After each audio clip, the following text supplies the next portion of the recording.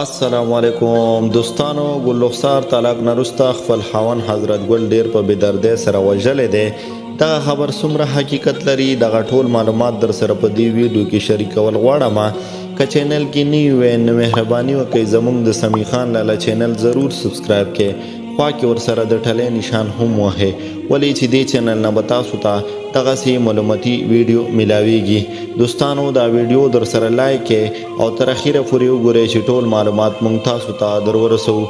دوستانو د پښتو مشهوره سندرغاړي ګل رخسار چې په خپله خوښۍ حضرت ګل سره واده کړی و.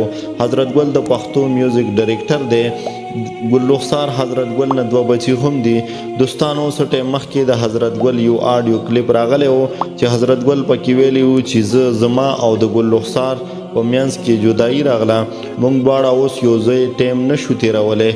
ما ګل رخسار آزاده کړه یعنی ما ګل رخسار لا طلاق ورکړو چې دې خبر سره مینوال ډیر زیات خفه شو او دغه خبر په سوشل میډیا ډیر زیات خور شوی و. دوستانو اوس په سوشل میډیا یو خبر چلیږي چې ګل رخسار حضرت ګل په ډزو ویشتلی دی او ګل رخسار پولیسو گرفتاره کړی دی. خو د دې خبر موږ ټول معلومات وکړو. دغسې هېڅ خبره نشته. ګل رخسار پولیس نه دی نیولی او نه ګل رخسار خپل خاوند حضرت ګل په ډزو ویشتلی دی. دا خبر هیڅ حقیقت نه لري. بالکل بې بنیاده خبره دی. دوستانو دغسې د دروغو خبرونه نه دي شیر کول پکار ولې چې دې سره حضرت ګل فیملی ته او د حضرت ګل مینوالو ته ډیر زیات دک رسېدلی دی. دوستانو دغسې مختلف قسم واقعات مخې ته راغلي دي چې په سوشل میډیا خبر راغلی دی چې پلانی وفات شو. خو څه ټایم وروسته د هغه کس انټرویو راشي چې زه ژوندی یم لا وفات نه یم شوی.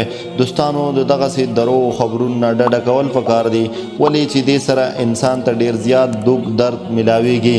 دوستانو دا او موږ سره د حضرت ګل په باره کې نوې معلومات تر بلې ویډیو پورې په لویه لاس سپارم. د خپل ځان ډیر خیال ساتئ. د الله په امان.